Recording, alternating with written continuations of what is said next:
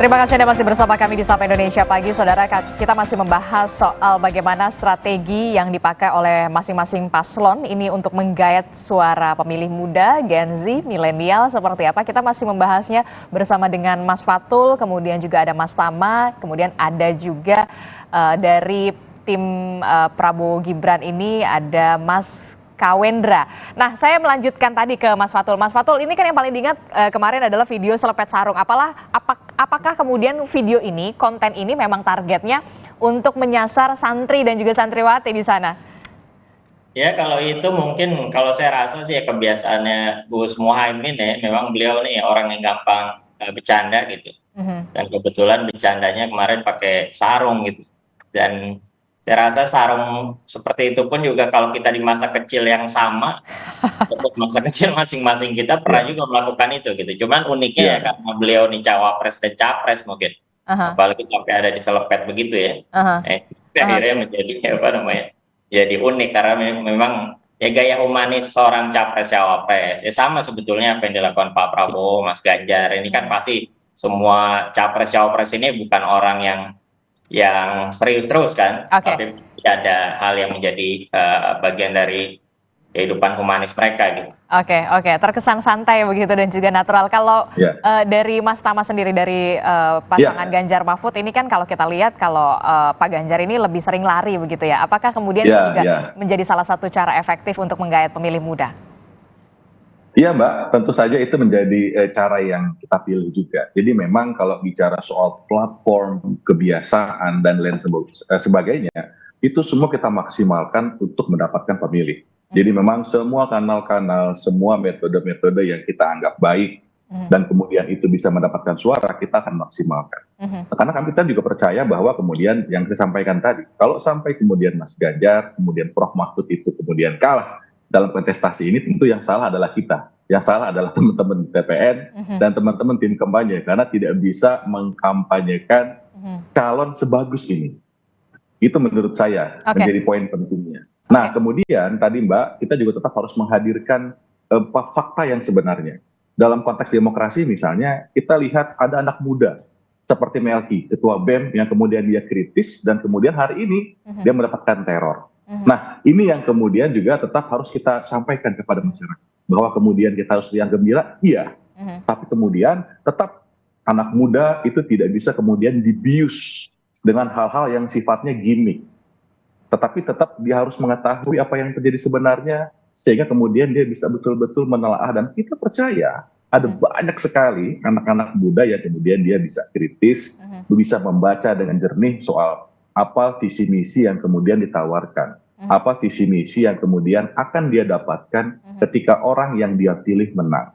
Nah, tentu saja Mbak Disti, ini yang menjadi hal-hal, cara-cara, secara substansi kita sampaikan. Poinnya adalah Mas Ganjar lari, tetap itu adalah bagian dari caranya, tapi esensinya soal substansi yang disampaikan tidak menghilangkan substansinya begitu ya. Kalaupun ada kemudian influencer, YouTuber yang dipakai untuk ikutan mengkampanyekan, tetap dia tidak menghilangkan kehadiran Mas Ganjar secara fisik dan kehadiran secara gagasan. Itu yang tidak boleh hilang dalam pemilu ini. Oke. Mas Kawendra sepakat dengan Mas Fatul dan juga Mas Tama soal ini. Kalau misalkan kita lihat di media sosial dan juga di baliho begitu ya, ada juga kan gambarnya Pak Prabowo, Mas Gibran ini dengan AI yang gemes, gemoy gitu ya. Apakah ini juga menjadi salah satu trik atau strategi yang dipakai oleh Prabowo Gibran? Begini, pertama saya tadi kan Mas Fatul mengatakan bahwa pemilu ini mahal sekali gitu. Triliunan uang negara habis. Nah, jadi saya sepakat banget ketika kita berbicara bahwa pemilu ini mahal sekali, sayang kalau uang negara habis hanya untuk kita saling menghujat, adu gibah gitu kan. Nah, makanya gagasan itu penting gitu kan. Dan bagi kami keceriaan yang tersampaikan bukan berarti menghilangkan esensi dari gagasan yang kita hadirkan. Kita sama-sama paham bahwa kita ini sedang mengalami disrupsi, ada 3 disrupsi geopolitik setidaknya. Katakan bicara misalnya perang Rusia Ukraina, lalu Palestina, kemudian Laut Cina Selatan. Itu menjadi hal-hal ketegangan yang memang secara dunia sedang disoroti saat ini. Nah, jangan sampai implikasi ketegangan ini di Indonesia ini menjadi tidak efektif ketika penyampaian pesan. Makanya menurut hemat kami adalah penyampaian pesan itu bukan hanya berbicara bagaimana gagasan itu baik, tapi tersampaikan secara baik. Nah, tadi kita punya takaran masing-masing bagaimana gagasan ini tersampaikan dengan baik. Bang Tama tadi menyampaikan bahwa jangan sampai menghilangkan esensi bahwa kejadiannya seperti ini. Masyarakat pun harus tahu, sepakat. Kita sudah ada ranahnya sendiri yang menangani hal itu. Jadi bukan hal masalah bagi kami bahwa kondisi saat ini bahwa kita tetap harus mengedepankan gagasan, tapi jangan lupa mengedepankan juga keceriaan. Bangsa Indonesia ini senang banget kalau diberikan keceriaan, tapi tidak meluputkan dari unsur gagasan-gagasan itu sendiri, seperti itu. Oke, jadi tetap riang gembira tapi juga tidak melupakan substansi. Pekan lalu Kompas TV itu juga mengundang salah satunya adalah Ketua BEM UGM Universitas Gadjah Mada. Saat itu Ketua BEM UGM mengatakan kami tidak terlalu butuh untuk gimmick begitu ya. Kami butuh langsung saja capres dan juga cawapres. Ada masalah, solusinya seperti apa? Salah satunya adalah soal penegakan hukum di Indonesia. Apa yang bisa ditawarkan oleh pasangan nomor urut 1 Anies Muhaimin yang mengenal langsung ke kalangan muda soal penegakan hukum? Ya, tadi saya merespon sedikit saja tadi ya, bahwa setiap paslon pasti nih kalau aspek keceriaan kegembiraannya juga pasti ada gitu. Jadi kalau di PKS bahkan ataupun juga ketika Mas Anies keliling ya, sebelum kita menyampaikan gagasan, misalnya kita ada acara senam misalnya bersama atau dan lain sebagainya, atau Gus Muhaiminnya juga mungkin biasa dia jenaka misalnya dan sebagainya. Jadi itu tentu tidak mengurangi esensi kita riang gembira pesta demokrasi, tapi tetap setiap forum-forum yang menghadirkan gagasan ya kita selalu utamakan untuk hadir ya, karena memang disitulah forum masyarakat berharap tentang apa yang akan dilakukan oleh capres dan cawapresnya gitu. Jadi itu jadi catatan penting menurut kami. Kalau tentang aspek pemberantasan korupsi ataupun juga demokrasi dan sebagainya, beberapa hal yang menjadi gagasan yang disampaikan Mas Anies misalnya ya, bagaimana menghadirkan keadilan, memulihkan demokrasi, tentang pemberantasan korupsi misalnya kita mendorong bagaimana pengesahan rancangan undang-undang perampasan aset misalnya untuk memiskinkan koruptor, mengembalikan marwah KPK, bahkan ketika dalam satu forum ditanyakan oleh anak muda, apa 100 hari program kerja, ya salah satu yang disampaikan Mas Anies bagaimana KPK ini bisa dipulihkan independensinya dan juga marwahnya gitu, sehingga penegakan anti korupsi itu bisa dilakukan secara baik.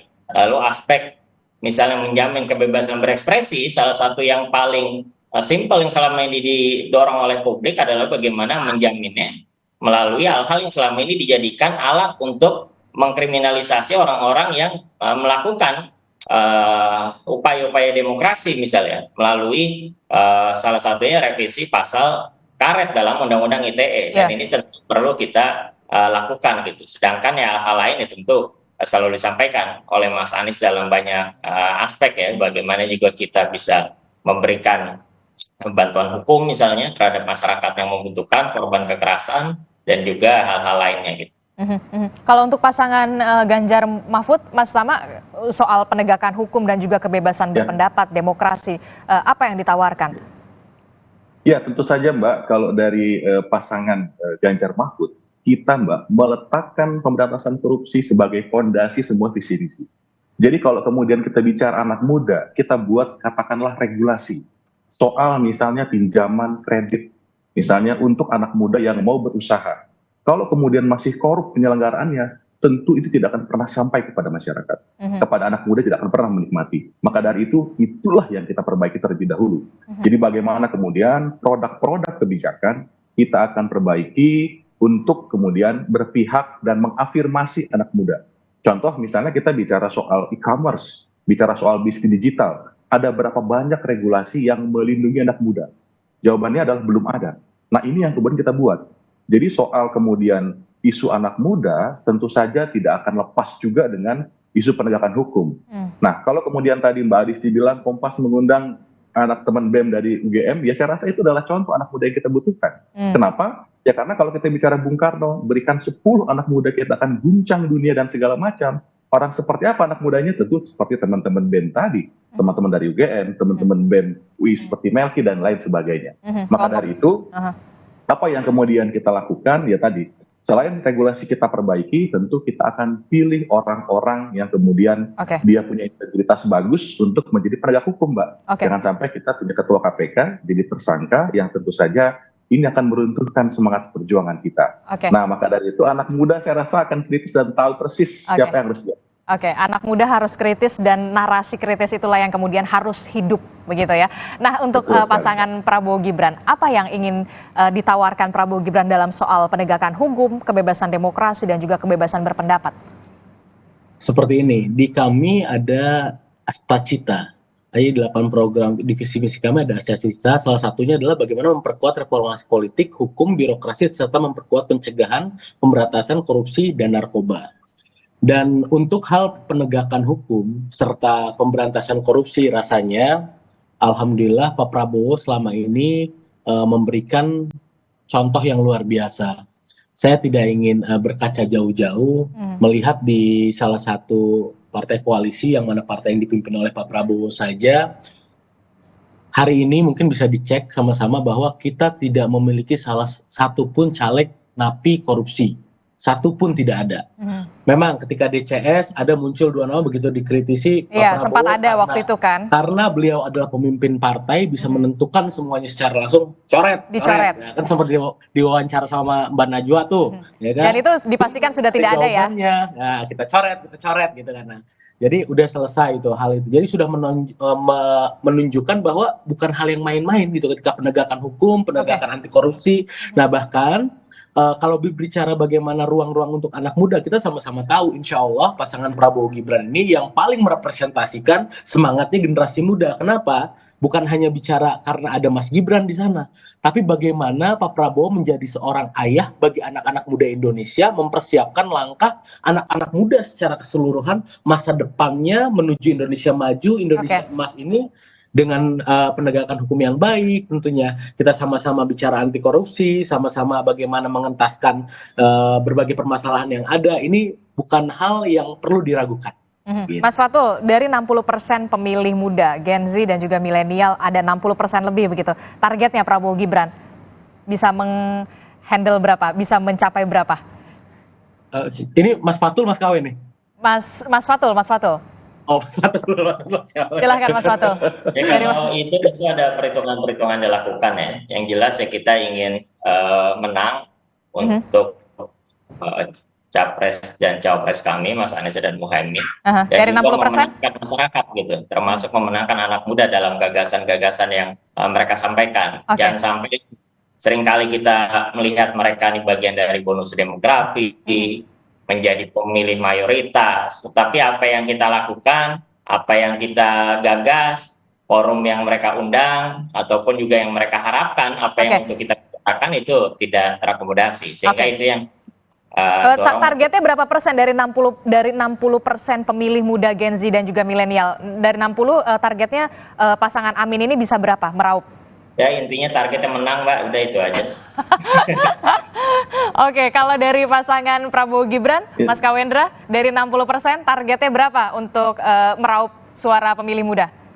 Insya Allah sebanyak-banyaknya, ya seoptimal mungkin, yang bisa kita lakukan. Mudah-mudahan, kayaknya sih kalau misalnya ngelihat di berbagai survei teman-teman, cukup optimis, mudah-mudahan bisa 1 putaran, Mbak. 1 putaran, oke. Sapu tangan. Kita punya istilah sapu tangan, 1 putaran, bukan angan-angan. Oke, kalau pasangan dari Mas Ganjar Mahfud, Mas Tama, targetnya dari 60%? Ya, tentu sebanyak-banyaknya, Mbak. Kita percaya sama surveinya teman-teman Kompas. Di survei Kompas yang paling terakhir, angka milenial itu Mas Ganjar sangat bagus. Begitu juga dengan di angka di zilenial. Jadi kalau kita bicara soal angka, tentu saja sama seperti yang lain sebanyak-banyaknya. Dan tentu saja dengan modal yang kita punya, kita juga bisa percaya, bisa melewati pemilu dengan baik, dengan cepat, dan mendapatkan suara anak muda sebanyak-banyaknya. Karena hari ini, yang jelas-jelas berpihak sama teman-teman yang lagi dikriminalisasi, teman-teman anak muda yang sedang dalam ancaman adalah pasangan dari Ganjar dan Mahfud. Oke, nampaknya tiga-tiga paslon ini tak mau jumawa dulu, tak mau sombong dulu ya, sebanyak-banyaknya sampai optimal begitu ya meraih suara Gen Z dan juga milenial. Gimik juga nggak apa-apa, asal nggak terlalu sering, kemudian tetap harus substansi, adu gagasan, tarung gagasan supaya narasi-narasi kritis dari kelompok-kelompok mahasiswa ini bisa tersampaikan dengan baik. Terima kasih Mas Tama, Mas Fatul, kemudian juga ada Mas Kawendra telah bergabung bersama kami untuk perspektifnya ya. Sehat-sehat selalu. Assalamualaikum, selamat pagi. Waalaikumsalam. Saudara, informasi lain yang juga akan hadir di Sapa Indonesia Pagi. Saudara, kita simak. Tim SAR gabungan kembali berhasil mengevakuasi 3 pendaki Gunung Marapi yang selamat